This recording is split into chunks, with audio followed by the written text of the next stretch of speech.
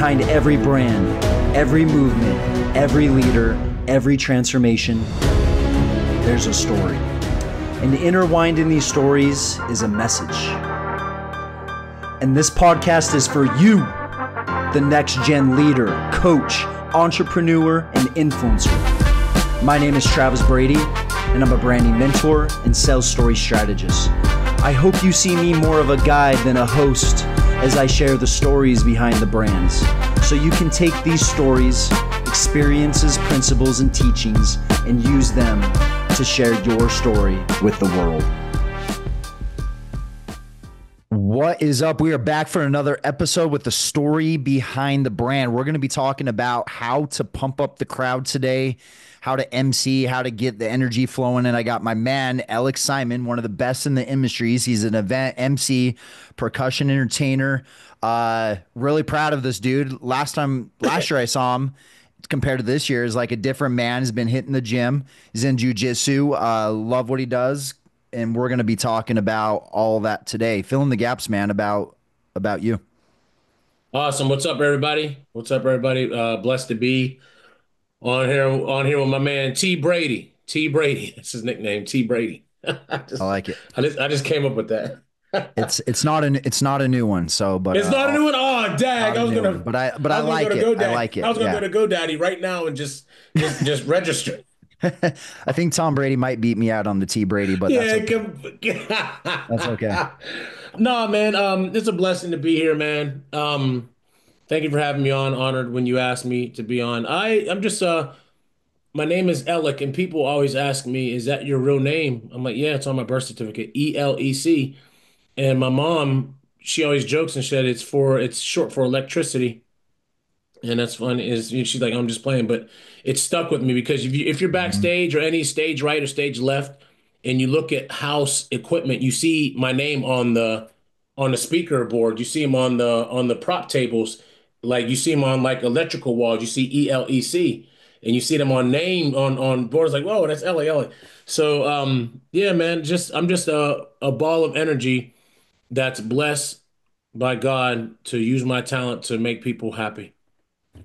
I love it, man. How did you get into emceeing? Is that something that you've been wanting to do, a break in, or it just happened? Or yeah, tell us a little bit about the journey to get there. Because here's what I would say.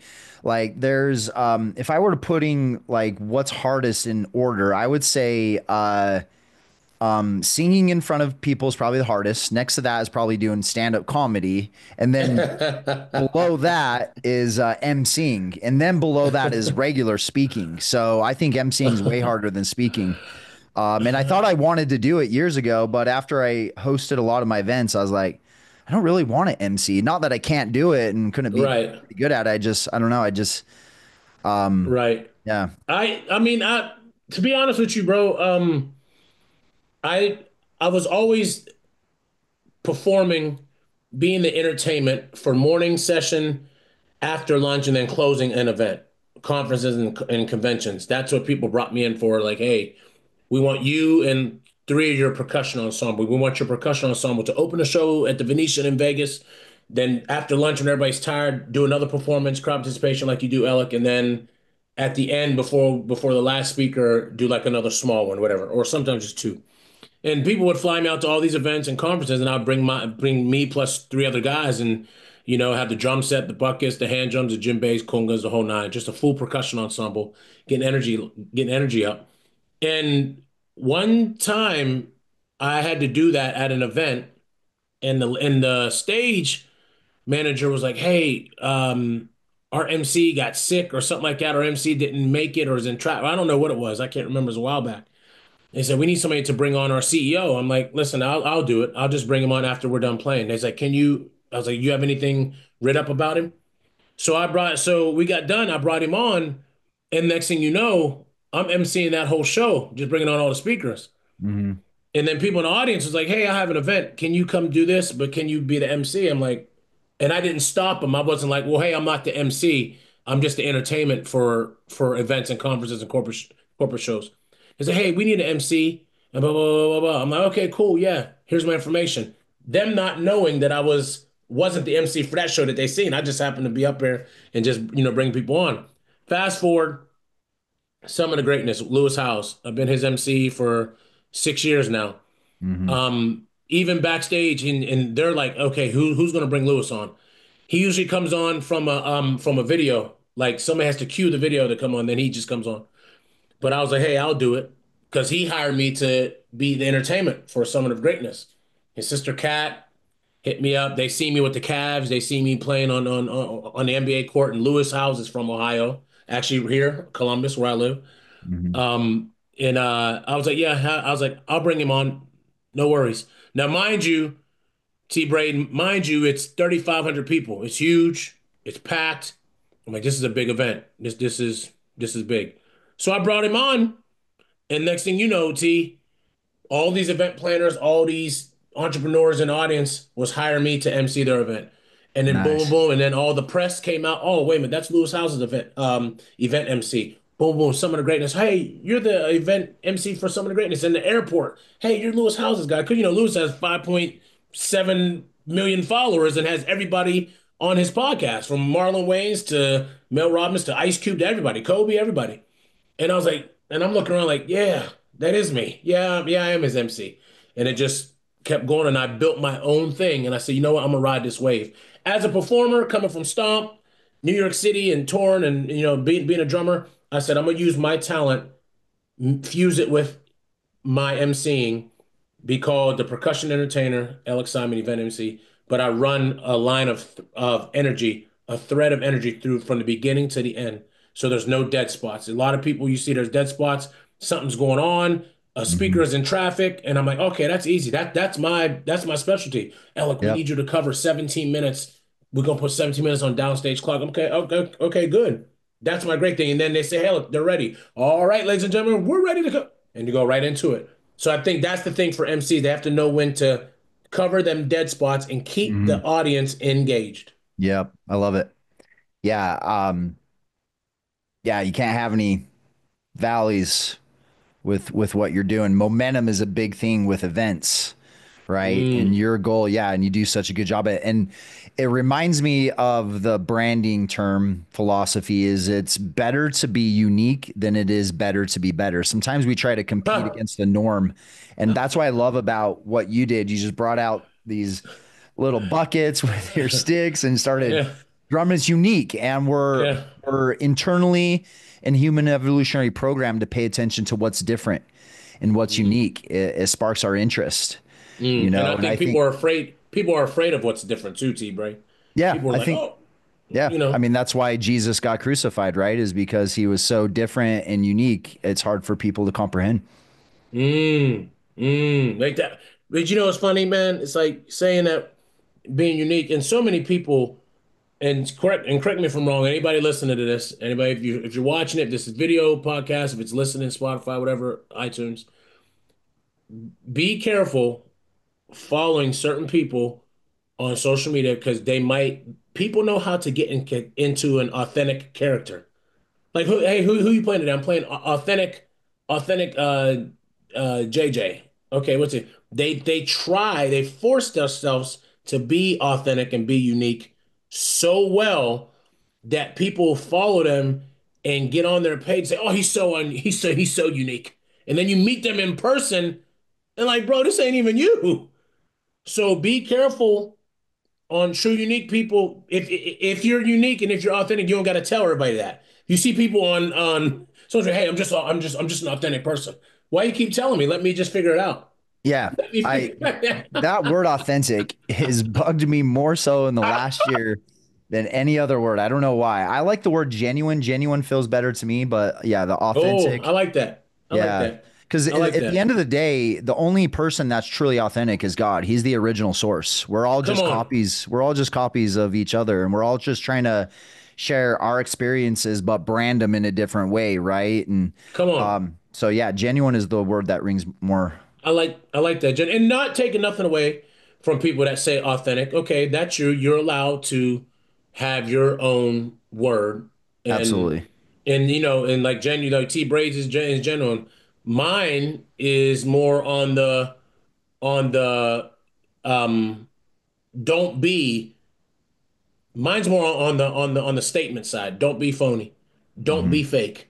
Other than saying, "Hey, I'm this, I'm this," I just say, "Look, don't be fake," and you can see through it. Or don't be corny, don't be phony, and that's just put it on there. That's just there, It and that's seems to true. be a Yeah, Yeah, it seems to be a big narrative about that going around lately. I just had a podcast that a lot of it was based around that. And here's a question for you, and here's a good conversation that I like to dive into. Why do you think people have a hard time being themselves and being real for who they are and showing up, I guess, more fake and phony, as you like to say, because they want that check. because they want that check? I don't know if you want to have me on here. I don't know if you text me, T Braid, and you're a good dude. We worked out together. I introduced you on stage. Like I'm gonna tell you the real. Look, here we go talking about it. Like people do that because I made a post, I made a story. I said, hey, be careful what you post on social media. You might not hear from somebody for years or a long time, but best believe they're looking at your story. And Hmm. best believe they might have something going on that they want to hire you. But T Braid, it's like, hey man, we're gonna have this guy, T Braid, do this Trump impersonation. He does good. He comes out, tells jokes, and then but when he talks about the Lord, I like the way his keynote is. T Braid might be having a bad day one day and say something like, oh, he might say like a curse word on his Instagram. He might type it out on the story or share a meme. That person, you reach back out to that person and say, "Hey, I'm looking forward to doing your work or doing your mastermind." And say, "Oh, we went with somebody else." Somebody's always watching, so that's why people change up. People act a certain way on social media because you don't know if that person that wants to hire you is looking at your stuff. So you got to be this character on social media. I've done it before. Like, hey, I can't explode on social media and say what I really want to say and call people out because that event that's paying me all this money might say, oh, we're going to go with somebody else. Why? But, well, we seen one post and that kind of doesn't fit with our narrative. And you kind of went off and, we work with a lot of kids or we're a faith-based thing. And you said this and, we're really not into politics. And you said Biden, you said Trump, you said this. So people are watching. So that question that you answered, people play a character on social media because they want to get that check. Once that check's secured, then they can say whatever they want. Until that check is signed or that ACH hits, Hmm. they're a complete character. That's just what I see because I've done it before, and people don't admit when they do something because they don't want to get looked at differently. And I Sure. don't care who's listening, who's watching. I've done it before. I was like, man, this is not me. I'm being so corny right now. Why am I posting all this love and glamour and everything I got? I'm really angry about something that happened, so I really want to express my feelings to help the next person who's going through something to say, hey, Elec, man, thank you for being real and thank you for being authentic on your post on Instagram. It helped me get through this time. Sorry, bro, I can't be like that right now because I can't mess up these three big shows I have in LA or Vegas. But let me get these shows and then I'll come back and do another one. That's whack to me. Yeah. I think people don't know how to be real when they first put themselves out there or in their the process of their growth or the transformation. And if you're Mm-hmm. looking at like the best version of Elec or the best version, like the very best, the 4.0, the 5.0, whatever version of yourself you feel like you're on. If you're in between, in a way it is fake. It's not really the best version of you. And I think in the process of trying to be real, we get nervous. What will people think about me? What will my ex, what will my friends, what will I think of me? And then I think we tense up and then I think we're not as real. But then you got the other side of the coin where is really trying to position yourself in a way that's not real. Personal branding is counterintuitive. It's not really about building a personal brand. It's about building a brand that really stands for something bigger than yourself. And so when Mm. people come across me, they're like, "Oh, branding's stupid." I go, "It is. The way that branding has been branded, it is kind of stupid, and that's why people stay away from it. Your goal is to build a movement. Your goal is to build a vision that everyone can buy in. And you're a man of faith, and you talk about it a lot in your while you're on stage. Has that always been the case, or is that just more of Oh, a always, recent thing? What's the background to that? always. I grew up in church. Grew up from a praying family. I have a praying mother. My mom has Jesus' cell phone number. I can't get his cell phone numbers, but she gets it. Like, Jesus, why can't you help me out? Like, I got his email. Like, takes longer to see his email. I'm like, dag, mom, every time you pray, it's like he answers you back like right now. Like, even my friends, bro, when I was in Stomp, even my friends that were, non-believers, whatever you want to call them, when they was having a bad day, they would corner me and say, Ella, can you call your mom and tell her to do one of them things?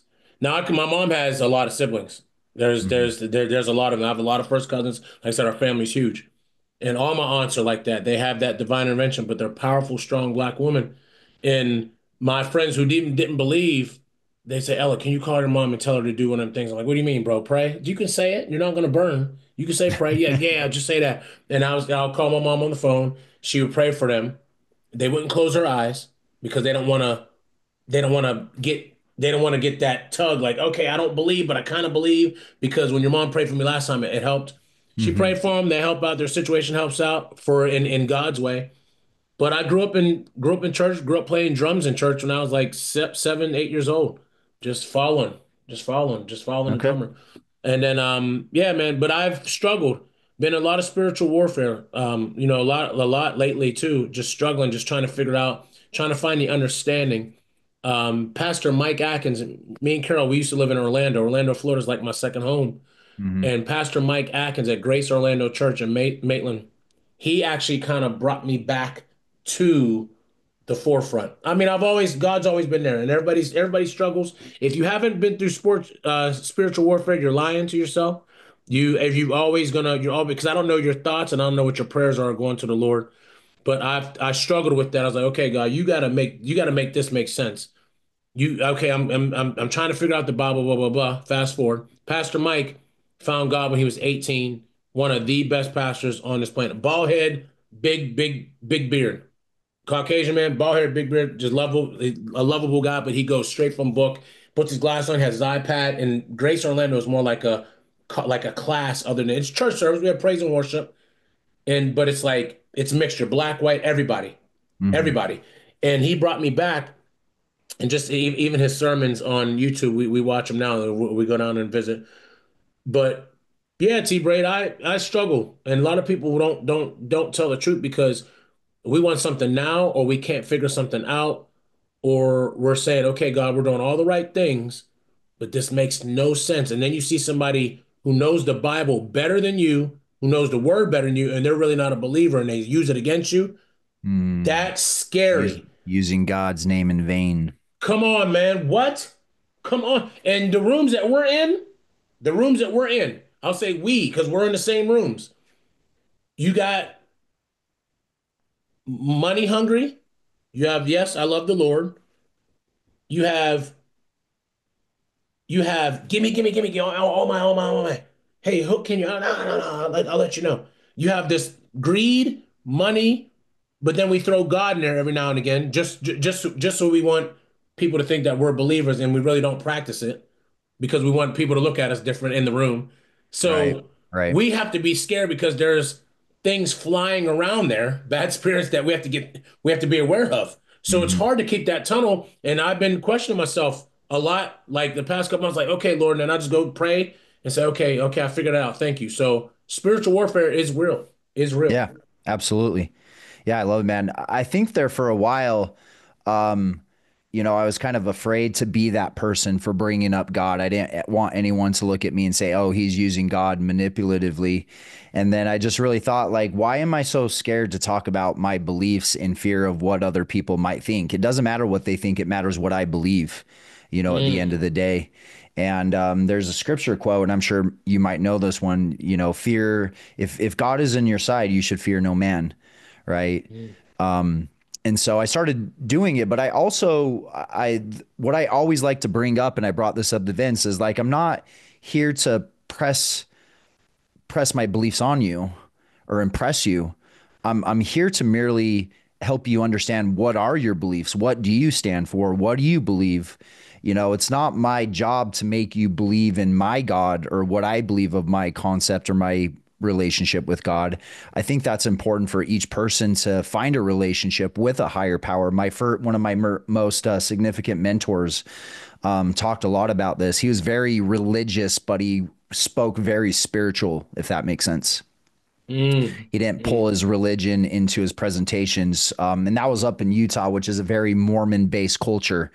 And I think it really resonated with a lot of people because that culture has been uh, manipulated at times, unknowingly and knowingly. And so it's very, so I grew up on like both sides of the coin, like Oh the wow. super LDS and then the people like don't like them and all those things. So I never Hmm. wanted to become that person.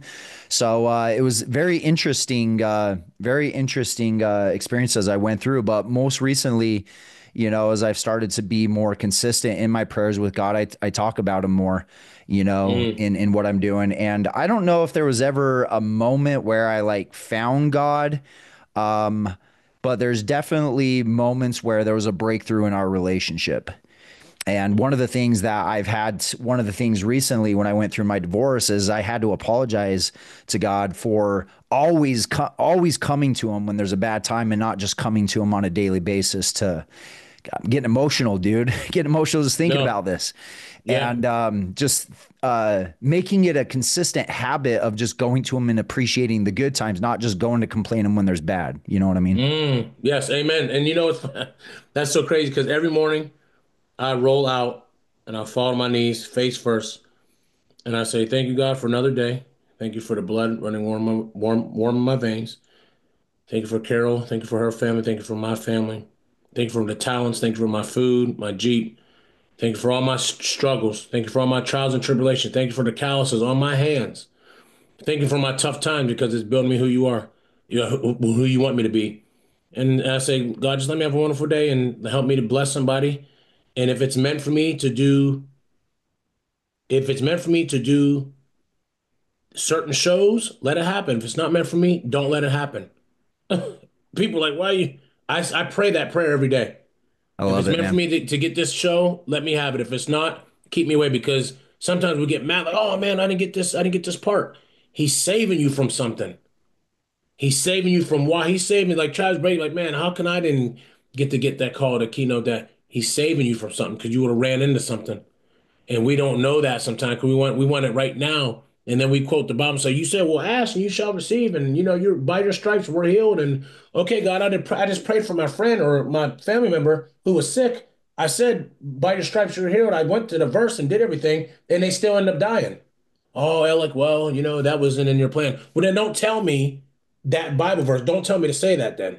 If I'm going by that and doing what you want me to do and saying what you want me to say in the word, and then I still don't see the results from me saying that, and it still happens, I'm like, well, then why you keep telling me to say that? By your stripes, we are healed.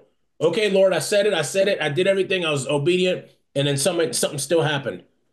You think somebody gonna keep believing after that?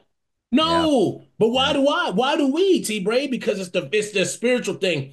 You can't explain how you felt when that breakthrough came, unless we was there in your spirit. I can't tell you how I felt when I felt like I was getting electrocuted in my sleep. Woke up in a cold sweat. I said the night before I was almost borderline, like, okay, there's no God, there's nothing. I was like, I'm done. I grew up in it. It was just forced on us, blah, blah, blah. I said, Lord, if you're here, I need you to show up. Went to sleep. I felt like I was getting tased in my sleep. I was Mm. screaming in my sleep. I felt like it was like Raiden from Mortal Kombat. Yeah, electricity.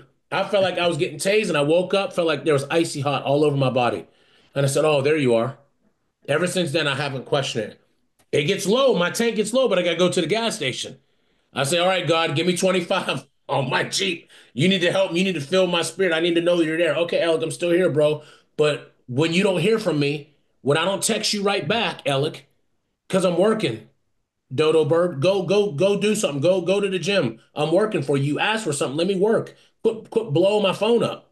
And I look at it like that. Like I have a relationship with a guy like that. I'm gonna talk to him regular. He said, Yeah. Alec, you already Likewise. texted me. You asked me for it. Let me get to work. Go do something. Quit bothering me. I got it. I have to let that go. But first, I'm like, yo, I need to know now. And then I would lose faith and then get it back, lose faith, get it back. So yeah, everybody. And if you don't admit that, I don't know if I can be around you because that everybody's been through there. Everybody's been there. Yeah, it reminds me of this moment years ago where I was in my bed and I was I was talking to God, like, are you there? Or is this just something I'm imagining that I want you to be there, but you're really not? And I need you, um, I can't remember what I thought or what I said in that moment. But I like, how do I know if you're really real? Are you there? And I just felt this darkness. I just felt the silence. And I just felt like God is not really a real thing. And then I just got this profound feeling, this profound thought that says, I will show you. Mm. And the day my son was born, man, Wow. That Amen. That's crazy. That's amazing. it was God going like, hey, this is me showing you right now. Wow. This is me Amen. showing you. And I prayed so hard, Elec, for a boy. I probably would have questioned God if I didn't get a boy. Oh, really? Which was probably unfair, you know, in so many ways. But Say it on. I got a boy, and I was so happy with that. And that was just, it was a crazy spiritual experience. And I know you said you don't have kids, or maybe it's not in the cards, but yeah, man, it's a crazy experience, but it's all around us, experience all around us. And how I would say is spirituality is learning through your own experiences. Religion is learning through others' experiences. And I think both of those are important. I think Amen. it's good to hear from you and your experiences. It's good to go to church to hear from others. Bible, I think Amen. we can experience God's word in multiple ways, and it's up to Amen. us to really take that Amen. and put out there in the Amen. world. So switching gears, Amen. because I enjoy this conversation. I want to get back to what the audience is probably looking for, like MC tips. Like, what is But some of hold the? on. But hold on, T Bray. Yeah, Before you sure. go, I gotta say something on Yep. little Tatum's behalf. Him being born. Me, yeah, I never wanted any kids. I did want them. I did want six. Wanted six, a big family. But God has put me in place of other children because when I do my school assemblies all over the motivational musical, Mhm. these kids don't have dads, so they look at me like, "Hey, brother Alec, you're like a dad to me." So I've been like a father to a lot, hundreds and hundreds of kids. So Absolutely, dude. I that's can. that. Yeah. That's what it is. Yeah. That's what And it you is. don't have to be a true father to be a father figure. And we do need more Amen. father figures in this life. So, Amen. yep. Amen. Yep. So yeah, getting to emceeing, what was like one of the hardest things you had to learn early on in emceeing that you didn't realize you would learn, or you didn't think you would experience? Name pronunciations. Name. I got it. It's so funny, man. Like when I'm backstage with a speaker, before I even bring them on, I say, "Hey, how do you pronounce your name?" If it's a tough name, I'll write. If it's like a crazy name, I'll write the first syllable and then I'll put a dash, put another syllable, put a dash. So I have to say it like that. I'm like, "Yeah, you got it right." That and knowing to stand up to the plate to the production manager or whoever's calling the show and say, listen, tell your speakers we can't have full paragraph bios. We have to keep the show running. Oh, Elec, you're so right. Thank you so much. Last year it took so long. Yeah, like I'm not trying to change your show flow. I have OCD. Cut their bios down to two lines.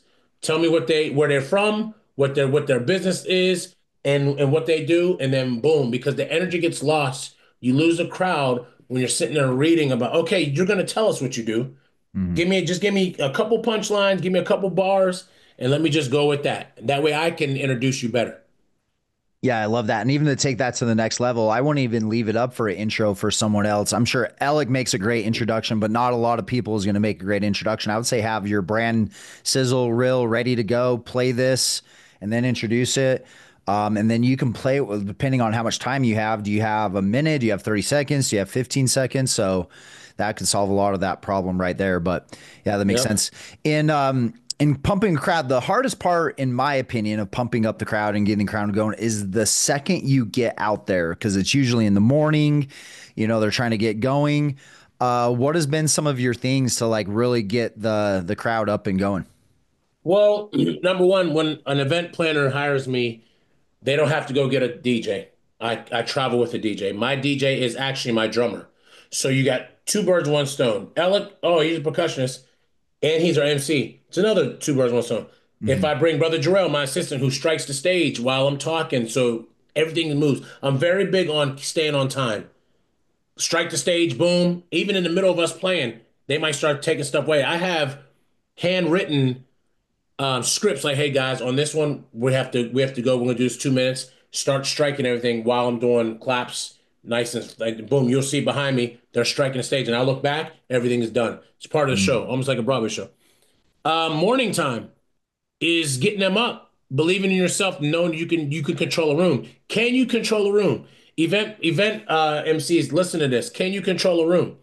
Can I put you in a room full of 800 people from Atlanta, Georgia, who can care less about Sweet Home Alabama? Or can I put you in a room in Salt Lake City, Utah, who wants to hear I got friends in low places, and can you keep them hit? It's can you keep a human being captivated? What can you do?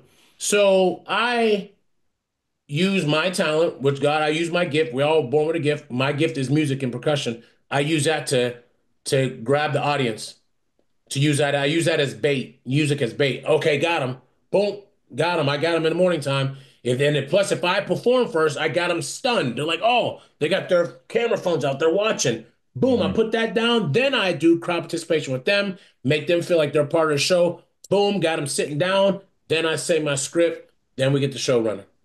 So I believe crowd participation is my thing, getting them ready. It could be 8 o'clock in the morning, like on my reel. One of my reels, this one guy, Baxter in LA, he said it was a real estate convention. He said, I can't believe you had us all up at 8 a.m. clapping our hands, ready to go. He's Mhm. like, man, I come to events all the time. He's like, what did you do? I was like, nothing. I just asked y'all to stand up and y'all followed my lead. He said, "No, man, you set the tone." That stuck with me. He's actually on my promo. Back Slayton is his name, and that Okay, that cool. stuck with me. Yeah. Yeah, that reminds me of what I tell speakers: emotion creates motion, and motion creates emotion. Right? Mm. If you want them to move, you got to make them feel stuff. If you want them to Ah, feel stuff, you got to get their bodies in motion. And you did that. You had people clapping, snapping. Um, what are some other cool tricks that you like to do to get them going? You got the drums. I've I been. love your DJ, by the way. He drops some really really good music. You always got to Yeah, have that on point. yeah, Yeah, what are yeah. some other things that I you picked up as you went on along the years? and you know what, T Brain? Like scanning the audience. I have to scan. I have to scan my audience, but like peek through the curtain, see who's here, where's the event at? What city is it at? What place? If it's in Detroit, we're gonna hit Motown. Chase, just get a full Motown thing going. If Yeah. it's in Atlanta, we're gonna go some black 90s R&B, some 80s, you know what I'm saying? Some boom boom boom like that. You know what I'm saying? Which is true. Yep. We go to LA, we're gonna throw California love on it, like I do Yep. with Lewis Howell. We're gonna, you know what I'm saying? New York, we're gonna hit Biggie. So it just you have to scan your audience, Okay. and having Chase and having my DJ with me, I can go anywhere because he can pull up any song. So if I got a mixture with with a Ray Cash, and then we go to my big bro Mike Rashid, and then we go to Sean Whalen, and then we go to Jade Simmons, then we go to Dr. Delatoro, and then we go to T Brady. I have a full world of different worlds. What Hmm. am I gonna do? I got Sad But True, Metallica. I got Anita Baker. I got Biggie Smalls for Sean Whalen. I got some strong Afro-Cuban stuff. It just a matter. But my DJ, we can go anywhere. And I've done this before. T Yeah. Braid, I'll be like, Chase, change it. Let's go somewhere else. They're on their phones. They're on their phones. The speaker is taking forever. Change it. I need to take it up. He'll say, I got you. I'm like, yeah, let's do crop participation for 45 seconds. And you'll be like, what's going on? I thought we hold on a minute. Speaker, hold on. Let me get them back right here. Then you do the walk-on music. So it's all based on me and my DJ, whatever I tell him to play, or how I see the crowd, because I'm looking at the crowd when the speaker's speaking. I'm Hmm. watching them. And if they're like this, if they're like, and they go back down, they take a breath and go back down to their phone, you lost them, bro. You ain't got them. You ain't got them. They're ready for lunch. They're ready for that Uh, cocktail hour. You know what I'm saying? So yeah, that's another thing. Having a DJ that travels with me, I can take the journey anywhere, pretty much. I can take the journey anywhere. Yeah. yeah, we've been doing events for 9 years. I've pretty much been the host MC. Um, for most of those. Where I feel like you start in the pre-messaging before the event even goes there. Hey, make sure you take care of business. Make sure you take care of your kids. Make sure that when you show up, you can be 100% present. Hmm. Because if they're not taking care of those things, then the things come up because they didn't take care of it. Now they're out in the hallway on their phone. Then the next thing is I set rules. I say, okay, I talk about like I use the joke like no swearing, and everyone looks at me like, "What are you talking about, Travis? You swear." And I talk about who is it? Whose quote is it? I'm spacing his name right now. Warren Buffett. He said this. He said, "If you have an emotional reaction, if you have a negative emotional reaction to what someone says, you're never going to be able to be poised enough to be successful because you're always going to be rattled by what everyone says." So I give everyone that steps on my stage permission to speak freely. I've never told someone you can't say this or you have to say that. Like my stage is a stage where you speak freely of your brand. Now, if you want to speak better, we can talk about that.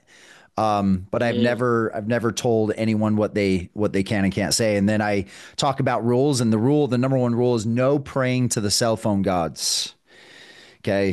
If Mm, aliens visited our planet, they'd be like, you wouldn't believe it. Technology mm, owns these guys. They mm. own them. And so those are one of the things I've done um, to keep their attention on I everything. And like that that. seems to do a pretty good job. Can you text me that Warren Buffett quote? I think I Yeah. heard that and I forgot about it. Thank you for saying that. That brought back memories. That brought back, yeah. Can you, like, when we're done, just send that to my phone. Um, yeah, man, I like that. And anybody listening to this as a young MC, or if you're wanting to get into MCing, like I have a friend, she hit me up. She's like, Alec, I really want to MC. She's a DJ. She's like, and I've been helping her, just helping her out. Um, find who you are. Not find who you are, but find your character for whatever audience you're from, because it's going to change. You have to know to, like, Heartbreak Ridge is one of my favorite movies. Clint Eastwood, Mario Van Peebles. What they say, overcome, adapt, overcome, improvise. You have to be able to do that at the drop of a dime.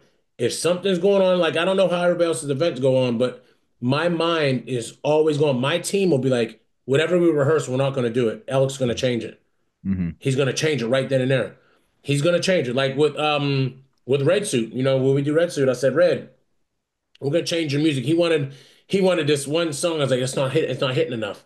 He's like, this is your event, mate. This is you. You have the Red Suit on, the smoke's gonna come out. We gotta get something with that bass. Hit some. We played. He's like, that's it, Alec. He did that. He said, Alec, that's it, my man. That's Yeah. the song I want to come out to. That's it, my man. That's the song. And I was like, you gonna come from the middle. Don't come from stage left. Come in between the things. Let the smoke hit you when you're going. Hmm. So it's like my mind's always going, T Braid. It's always going. My mind's always going. And as an event MC and as a musician, and coming from Stomp and coming from Broadway and coming from New York City, and being a stage guy, a theater guy, it's like I'm in character the whole time. I'm in character. And the curtains open. Once the curtains open, that's it. Like Denzel said, TV and stuff, we can put makeup on, put music behind it and everything. But Denzel Washington said, no, he's a theater actor first. Once them curtains open, boom, you're on. Hmm. Showtime. It's nothing to Yep. go back. Them ain't Yep. closing. You're on. It's ready to go. You know what I'm saying? So can you show up? Can you wow me? And can you keep my attention for this whole day, for session one? Yeah. Can you do that? You It's know? an art, man, and you got the art down. I've been to a lot of Thank you. events. Thank you, Yeah, man. dude, you have to Thank be in you. my top five for sure. Thank you, So brother. Thank you. Thank you. And yeah. Summit of Greatness, T Braid, Summit of Greatness is Lewis has this year we're doing Adobe Hall where they do the Oscars. Last year we had it at Shrine Theater. Shrine holds 5,800 people there. And I'm like, okay, here we go. And it's a theater, huge. There's a video I have on my phone. I have everybody saying, ole, ole, ole. T Braid, the whole balcony down there in the front, down there. Dave Goggins said, man, he said, man, you got energy, man. He said, I don't know how you do. He said, you got some energy. He said, I love it. Dr. Joe Dispenza hugged me in my dress room. I have it on my Instagram. He said, how you doing, my friend? He's like, man, I love your energy. So you got, I mean, not saying I don't care if it was Joe Schmo from 7-Eleven. Yeah, Dr. Joe Dispenza and Dave Goggins, yeah, they're big wigs on the stage. It could be T-Bray, it could be anybody. But Absolutely. anybody that says that to me, I'm gonna take it like he's important. It could be somebody just pumping gas, say, hey man, I'm not nobody, I work a 9 to 5 job, but hey, I seen you in action, you're very good, man. I'm gonna hug him and say, thank you, bro. That means a lot. The same way I did Dave Goggins them. So it's Yeah. about an energy thing, bro. Elec. Yeah. Energy. That's it. Well, I love it. How can people follow your journey, man? What's your Instagram? ELECSIMON at Elec Simon. One word on Instagram. Follow me on Instagram. Follow me on LinkedIn too. I've been doing LinkedIn. LinkedIn is tough, y'all. Jeez It is. Louise. LinkedIn It is, is. you can have a whole $5 million production, T-Braid, and have a good video, and you get 2 likes. I know. I know. I've given up on it, LinkedIn. Don't give up on LinkedIn. I've But given up listen, on it, but then I come back around. I was like, I can't give up on it. And then I put effort into it and then I give up again. And I'm just in this really weird relationship with LinkedIn, if I'm being honest. I want to do a video saying, where are y'all at? I know y'all follow me, but then I get all these connection invites, event planners and everything. Nice. You Nice. post Okay. something. So I built mine up from 165 people to like 580 something now, where my Instagram is 38,000.2. LinkedIn is 500 people. And I be putting the world into it and be one person like, awesome. I said, oh my God. It's a good ego It's check. It's a good ego check. but I'm not gonna quit. I love because those are the people that make the decisions, TB.